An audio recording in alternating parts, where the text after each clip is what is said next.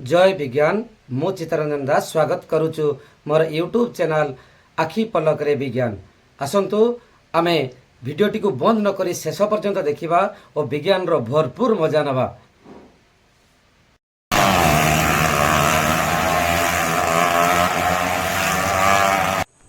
ये होची सर्कस रो मृत्युर कुपर खेल।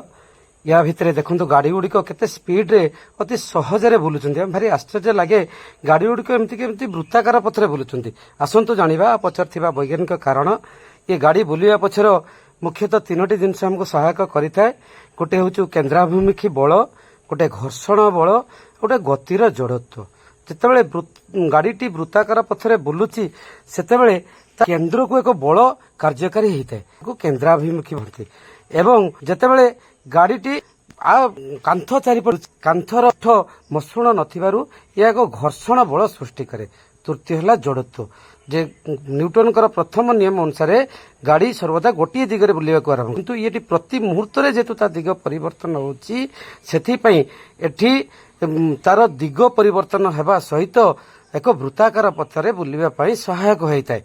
गाड़ी जितेबाला बुले तार कांथ तापर माग्नत्व बल जेटा एमजी मास इनटू ग्राविटी सी गाड़ी को तलू को टाणुला बेले घर्षण बल ऊपर को टाणे एवं केंद्राभिमुखी बल मझी आड़ को टाणे। यही तीनोटी संतुलित से रही जाती। तेरे क्वेश्चन उठे गाड़ी पड़ जाऊनी कहीं गाड़ी को बुलेवा एक मिनिमम वेलोसिटी दरकार, परिवेग दरकार, जेटा क्रिटिकल वेलोसिटी कहती।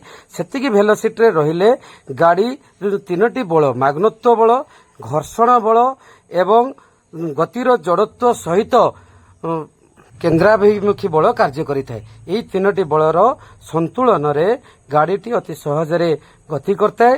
जदि गाड़ीर वेग क्रिटिकल वेलोसिटी कम हुए तेरे सेमानकर पड़िबार संभावना थाए। ये वीडियो माध्यम तुम मान भितर समस्त डाउट को मु क्लियर करि पारछि। जदि भी किसी डाउट रही है निश्चित रूपे तुम मैंने कमेंट रे जनइबो एवं तुम मानकर भल पाइबा रहिले मोर आगो को अनेक वीडियो करने आग्रह सृष्टि हम। से मोर चैनल जदि तुमको भल लगी था निश्चित रूपे सब्सक्राइब कर लाइक करने सहित कमेंट करने को भूलबनी। रोची मु तुमर अति प्रिय चित्त सार।